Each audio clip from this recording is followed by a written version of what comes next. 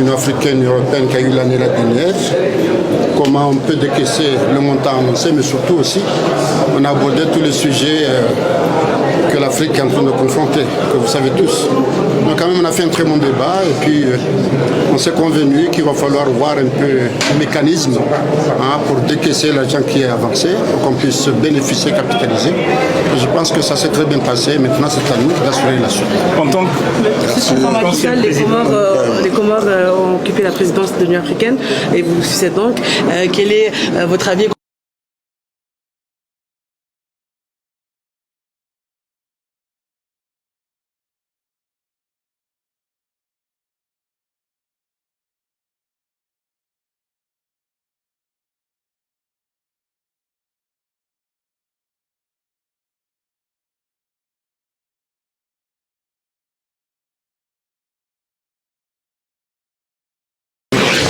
Voir le suivi par rapport au sommet Union africaine et européenne qui a eu l'année dernière, comment on peut décaisser le montant annoncé, mais surtout aussi, on a abordé tous les sujets que l'Afrique est en train de confronter, que vous savez tous. Donc quand même, on a fait un très bon débat et puis on s'est convenu qu'il va falloir voir un peu le mécanisme pour décaisser l'argent qui est avancé, pour qu'on puisse bénéficier, capitaliser. Et je pense que ça s'est très bien passé. Maintenant, c'est à nous d'assurer la suite. En tant que les Comores ont occupé la présidence de l'Union africaine et vous succèdez donc. Quel est votre avis et comment comptez-vous accompagner le président Azali Assoumani vu votre expérience? Je suis très heureux que l'Union africaine ait pu choisir l'Union des Comores à travers la personne du président Azali Assoumani. Et il l'a dit lui-même hier dans son discours. C'est-à-dire que l'Union africaine est un modèle d'intégration. Les Comores, c'est un petit pays par la taille, mais un pays n'est jamais petit.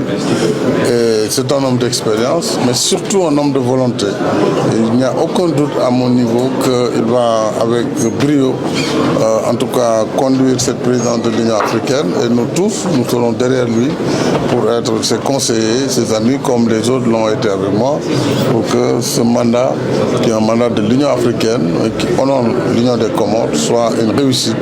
Et Inch'Allah, nous serons avec mon frère et ami. Merci beaucoup. Merci. Ça se dit que les Comores ne sont pas, depuis c'est un petit pays, ne sont pas encore prêts à occuper la présidence de l'Union africaine. Pourtant, c'est fait. Il n'y a pas de petits pays. Les Comores sont États membres de l'Union africaine et c'est dans l'ordre des choses. Je crois que la présidence a bien commencé. La commission va accompagner la présidence des Comores et je ne pense pas qu'il y ait un problème particulier. Les Comores ont accédé à la présidence de l'Union africaine.